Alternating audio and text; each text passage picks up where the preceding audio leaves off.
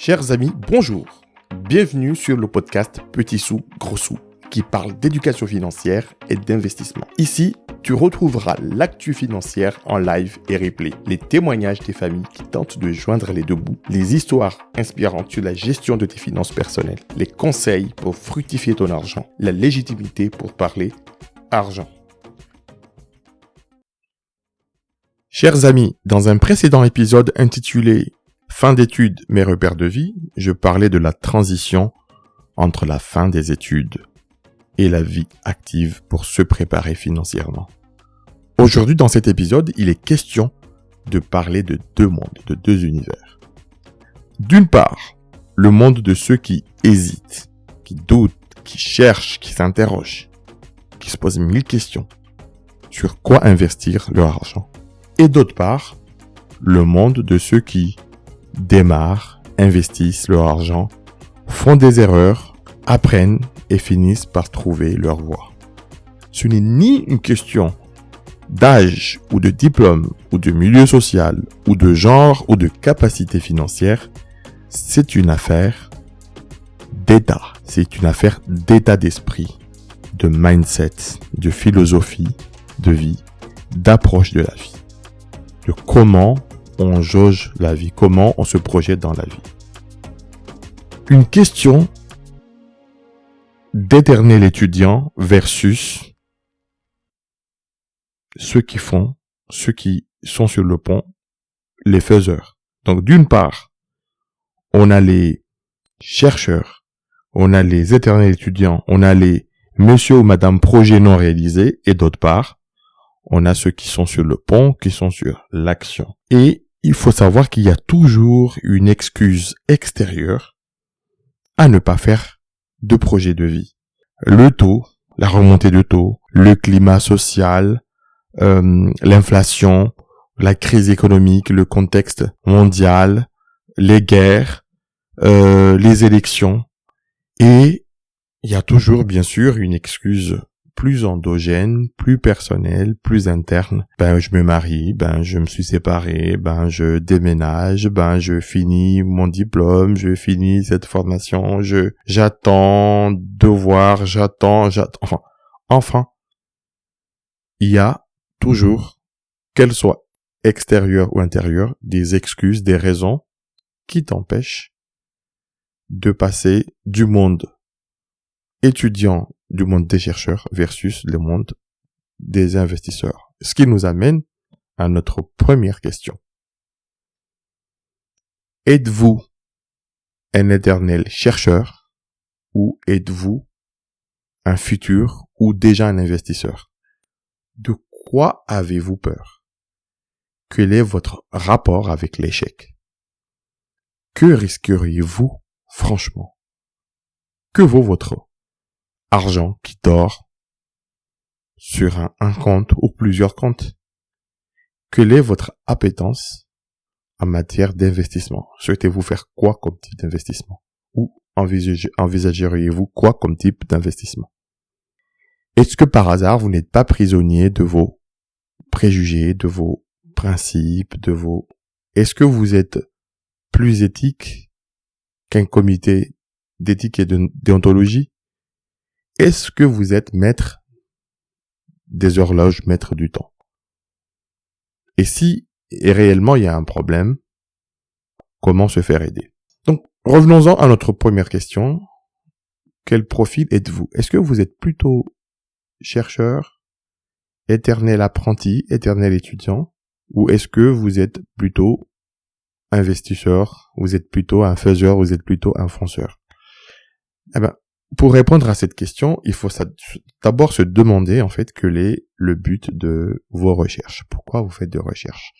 Qu'est-ce que vous recherchez? Quelles sont les informations, les résultats que vous voulez aboutir? Il y a une phrase célèbre attribuée peut-être à tort au président de Gaulle qui disait « Il y a ceux qui cherchent et il y a ceux qui trouvent. » En résumé, il y a ceux qui passent du temps à chercher et qui ne trouvent jamais, il y a ceux qui trouvent. Et il disait qu'on cherche ceux qui trouvent.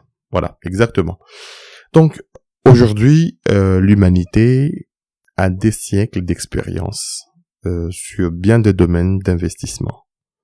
Et justement, en se posant la question, quel est le but de vos recherches? Qu'est-ce que vous recherchez? Est-ce que vous recherchez des informations dans le but de passer à l'action, ou est-ce que vous voulez juste rechercher des informations dans le but de remplir votre cerveau d'infos, de doutes et encore de plus de complexité? C'est la vraie question qu'il faut se poser. Parce que en matière d'investissement ou en matière de projet de vie, comme je le disais tout à l'heure, l'humanité a des siècles d'expérience. Prenons l'immobilier. Aujourd'hui, en matière d'immobilier, vous pouvez acheter un terrain et sur ce terrain-là, il est possible de bâtir des locaux commerciaux ou des locaux d'entreprise. Il est possible sur un terrain d'en faire un terrain agricole et de le louer. Il est possible sur un terrain de le mettre en location à divers acteurs. Donc, rien que la partie j'achète un terrain et aussi je peux aussi acheter ce terrain-là pour construire des logements ou un bien que je mettrai en location. Donc, il y a énormément d'expérience là-dessus. Il y a, bien sûr, le coût du terrain, l'investissement pour bâtir ou pour aménager ce terrain-là et le mettre en location et en tirer un revenu régulier ou construire un bien et le vendre et faire une plus-value.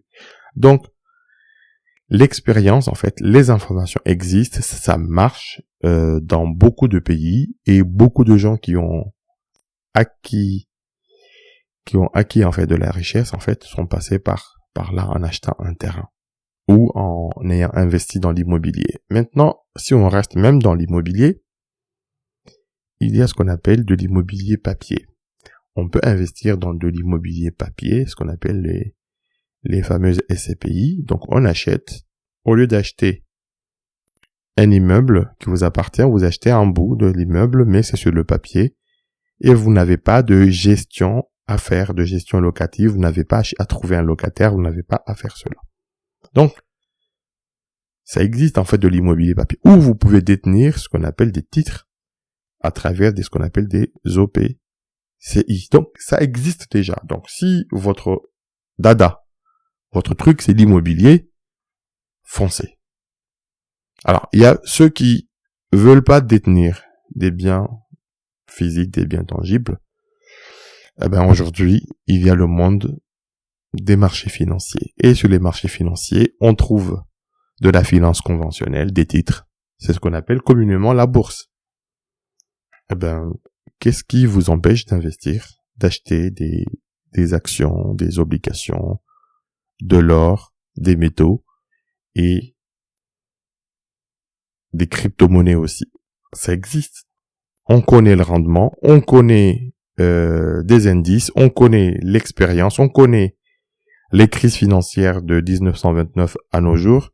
Qu'est-ce qui s'est passé et quels sont les rendements? Il y a de magnifiques dossiers qui nous parlent des rendements sur 30 ans. Donc, que vous pouvez, en un clic, même à moins de 10 €, retrouver le magazine ou l'article détaillé et fait de façon sérieuse. Donc, les marchés financiers n'ont plus à démontrer leur efficacité. D'ailleurs, s'il y a eu un monde où il y a eu énormément de croissance, c'est sur les marchés financiers communément connus sous le nom de la bourse. Donc aujourd'hui, je pense que vous remplirez peut-être des tonnes d'informations dans vos neurones, mais il y a déjà des choses qui marchent. Il y a ce qu'on appelle l'investissement actif et l'investissement passif. Ben, pour ceux qui ne veulent pas se casser la tête, on peut investir de manière passive.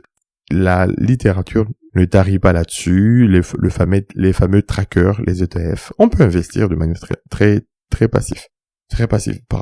Donc c'est important de se dire qu'est-ce qu'on a envie de faire. Et je parlais tout à l'heure, ceux qui ne veulent pas forcément aller sur les marchés financiers, il existe d'autres possibilités. Ça peut être aussi d'investir dans des entreprises en ce qu'on appelle de la private equity, c'est-à-dire je deviens actionnaire, je prends part, j'investis donc dans des entreprises. Il y a aujourd'hui le fait de rentrer dans le capital d'une entreprise, d'investir, d'acheter une part de l'entreprise, mais il y a aussi aujourd'hui ce qu'on appelle de la finance participative, c'est-à-dire qu'il y a des projets qui sont déjà là et vous détenez une infime part en fait dans ces projets-là. Donc, ce n'est pas les opportunités qui manquent, ce n'est pas les secteurs qui manquent, vous pouvez même créer votre propre start-up, votre propre activité. Et c'est soutenu, il y a, quand vous êtes en France, BPI, il y a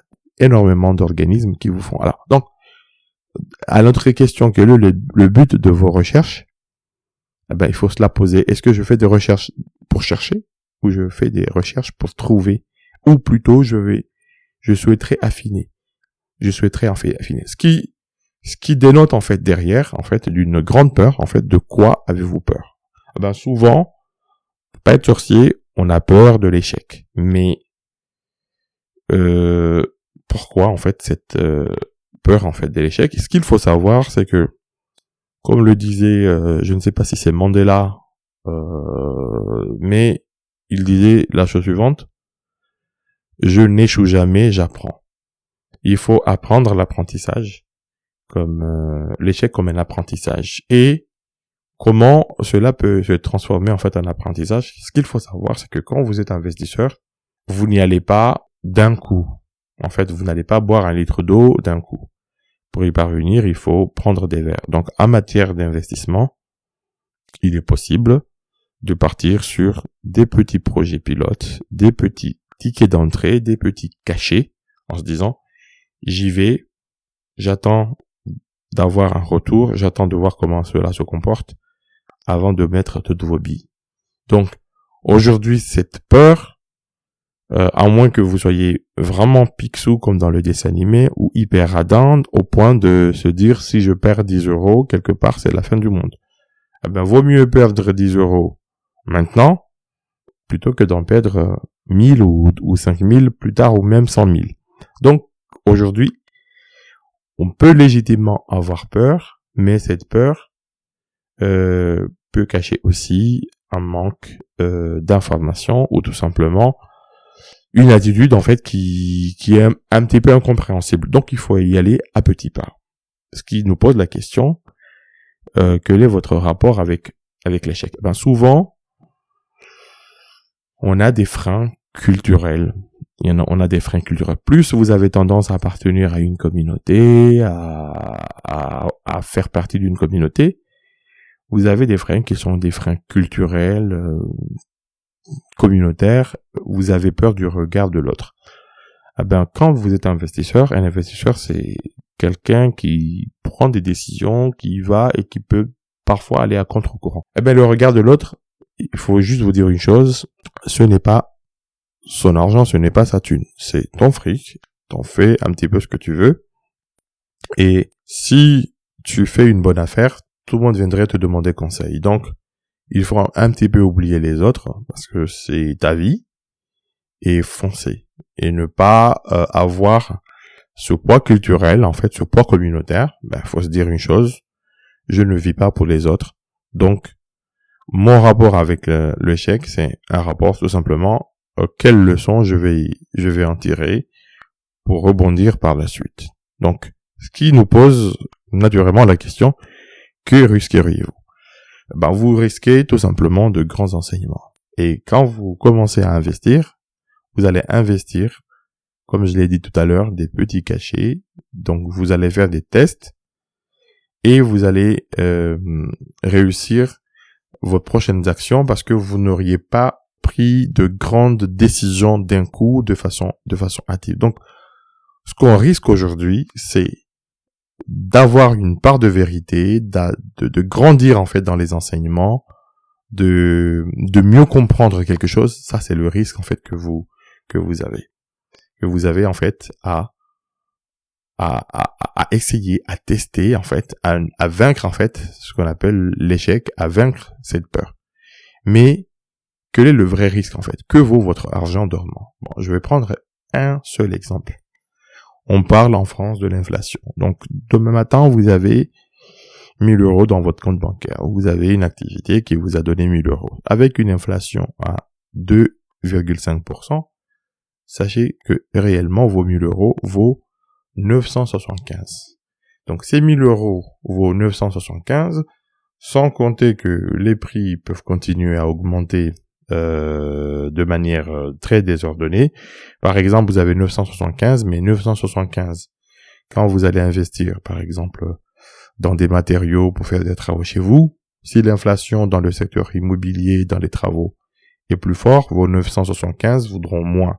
Si vous allez investir, je ne sais pas, dans de l'alimentaire, à faire vos courses, ben sachez que 975 euros avec une inflation qui est, par exemple, à plus de 5% dans l'alimentaire, eh ben, il faut savoir que vos 975 ne sont pas 975, mais sont 950. Donc, aujourd'hui, plus vous n'investissez pas, et moins vous avez des opportunités, parce que les opportunités ne sont pas là tout le temps. Vous pouvez, par exemple, trouver un article, des produits, des matériaux qui sont à bas coût, qui sont soldés ou qui sont en promotion. Quand vous allez les acheter, demain ça repart à la hausse, vous aurez fait une bonne affaire. Donc, votre argent dormant en liquide quelque part, ça ne vaut pas grand-chose au regard de l'inflation. Et puis, vous pouvez regarder la courbe de l'inflation. Demandez à n'importe quel site d'IA, d'intelligence artificielle, de vous donner le taux d'inflation, donc sur l'alimentaire, sur les matériaux, ou le taux d'inflation global depuis 30 ans. Vous verrez vraiment, si vous avez ce taux moyen, ou si vous verrez vraiment que vaut 1000 euros en 1975 jusqu'à nos jours. Est-ce que ça aurait apporté quelque chose si c'était juste dormant? Donc c'est pour ça que les gens, ils font des projets, ils placent leur argent. Donc, aujourd'hui, au regard de ce qui a été dit, quelle est votre appétence en matière d'investissement? Qu'est-ce que vous voulez faire? Est-ce que vous voulez être juste chercheur ou vous voulez investir? J'ai parlé tout à l'heure donc de l'immobilier, des marchés financiers. J'ai parlé aussi de prendre part dans des entreprises ou participer en fait à des investissements. Ben, il faut choisir votre combat. Alors, on peut pas tout faire dans la vie. On ne peut pas être partout. Bon, c'est très bien, on peut diversifier, hein, vous allez me dire, mais on peut pas tout faire pour que ça commence à rapporter. Il faut vous poser la question dès le départ. Est-ce que j'investis dans l'immobilier? Oui ou non? Qu'est-ce que je fais dans l'immobilier? Est-ce que j'investis pour ne plus être locataire de ma résidence principale? Est-ce que j'achète un terrain, je construis et j'en tire des revenus? Est-ce que j'achète un terrain, je construis un bien et je le revends, je me fais une plus-value? Est-ce qu'aujourd'hui, vis-à-vis de mes capitaux, j'investis en bourse? Est-ce que j'investis en crypto-monnaie? Ou est-ce que tout simplement, avec mon capital, est-ce que je vais plutôt investir dans des entreprises en tant qu'investisseur?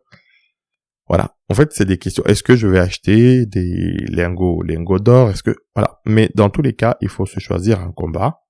Et ce combat-là, c'est en fonction de votre situation personnelle, familiale. Voilà. Il faut en tenir compte de beaucoup de paramètres. Et pour chaque investissement présente un risque. Donc, il y a des risques qui sont notés de 1 à 7 selon la classification de l'AMF. Il faut être vigilant là-dessus. Et juste se dire, voilà, je commence à investir dans quoi? Donc, et j'investis progressivement dans le temps avec des tickets d'entrée qui sont raisonnables. Donc, mais la vraie question, si vous n'arrivez pas à investir aujourd'hui, est-ce que vous n'êtes pas un peu prisonnier de vos préjugés, de autre chose en fait? Est-ce qu'il n'y a pas un blocage psychologique? Alors, ce qu'il faut savoir, c'est que aujourd'hui, que vous ayez des convictions religieuses ou philosophiques, vous cherchez absolument à avoir des investissements éthiques, charia compatible ou en fonction de votre philosophie de vie, bouddhiste, hindou ou animiste, tout ce que vous voulez, sachez que le marché de la finance conventionnelle a aussi engendré une finance éthique et une finance en fait de niche qui répond et qui apporte des réponses à ceux qui ont des convictions, à des principes.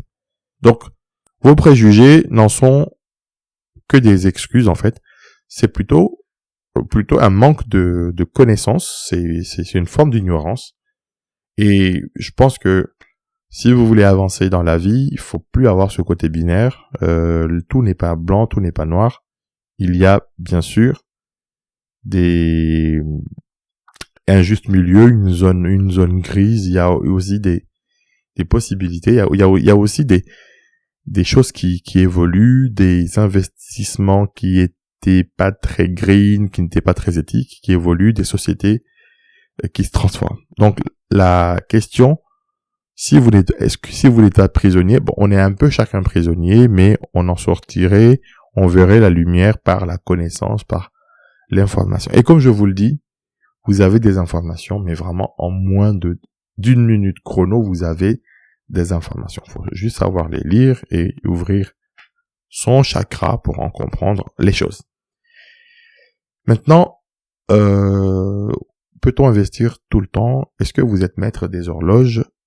Ça, c'est une question que je vais répondre plus tard, mais la question, est-ce que vous êtes plus éthique qu'un comité éthique?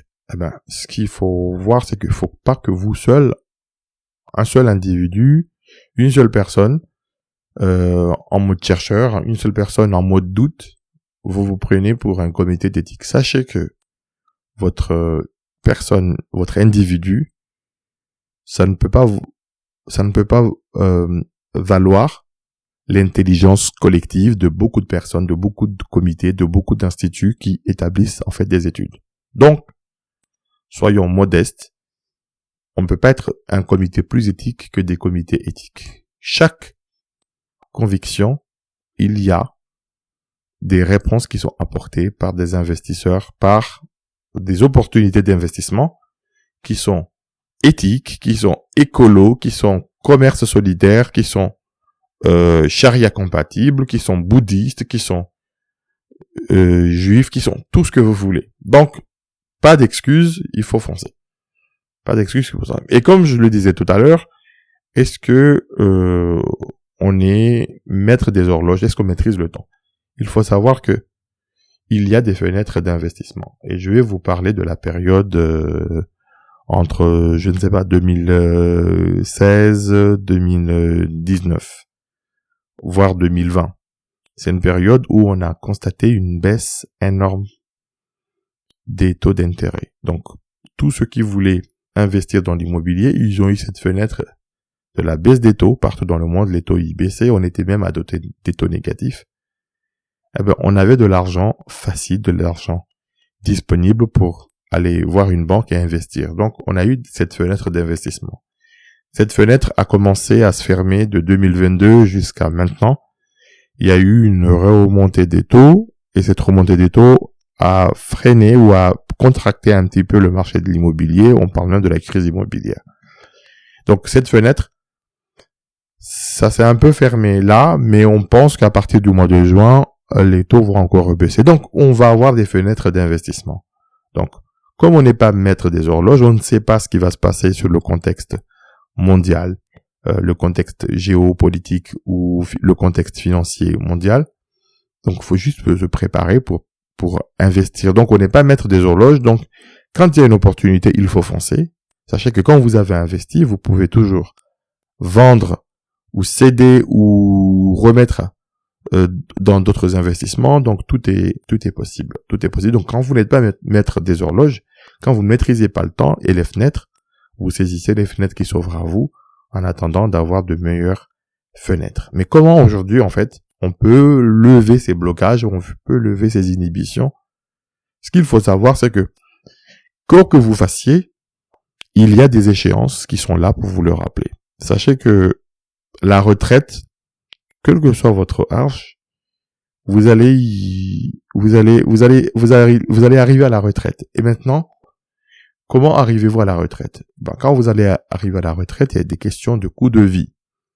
Le logement, le coût de vie, les problèmes de santé, et tout ça faut que vous ayez anticipé et préparé votre retraite. Donc, que vous soyez un éternel chercheur, quelqu'un qui tourne en rond, mais la retraite, c'est une période de votre vie où vous devez vous poser la question de comment je vais vivre, parce que vous n'aurez pas la forcément de vous lever, peut-être pas la santé. Comment je fais?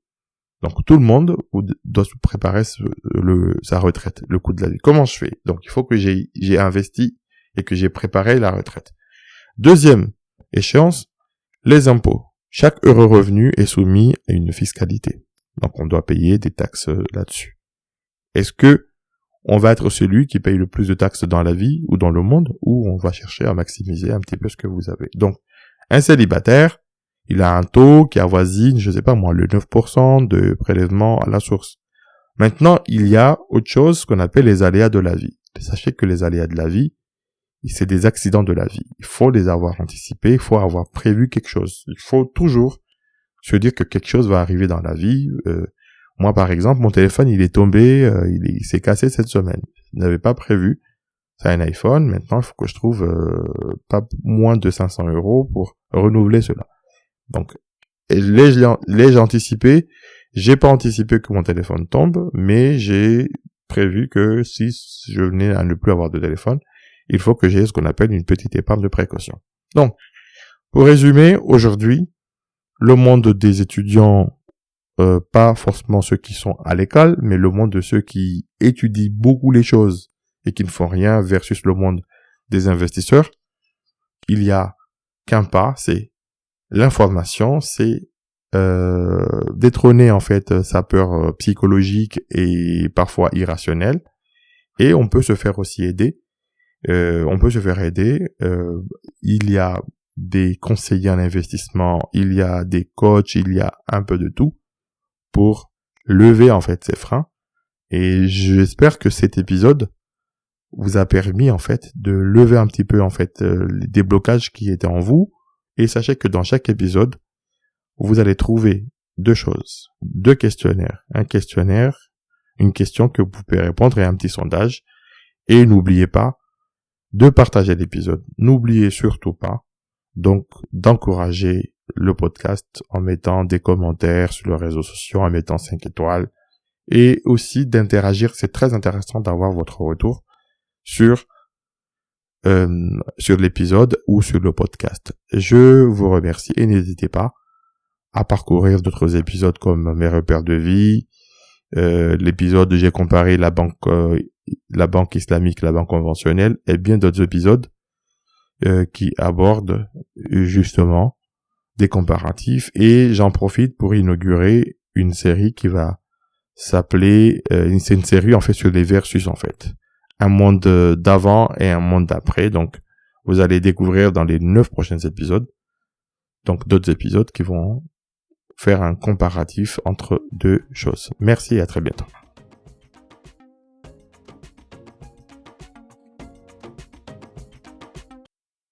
Merci beaucoup d'avoir écouté cet épisode fait avec beaucoup d'amour et quelques nuits blanches. Si tu as des questions ou tu veux témoigner, mets un commentaire ou écris-moi sur les réseaux sociaux de Petit Sous, Gros Sous. Je me ferai un plaisir de t'y répondre. Pour me soutenir, tu as juste besoin de mettre 5 étoiles, au moins sur 2 plateformes, Apple Podcasts et Spotify. À très bientôt. N'oublie pas, Petit Sous aujourd'hui, Gros Sous demain.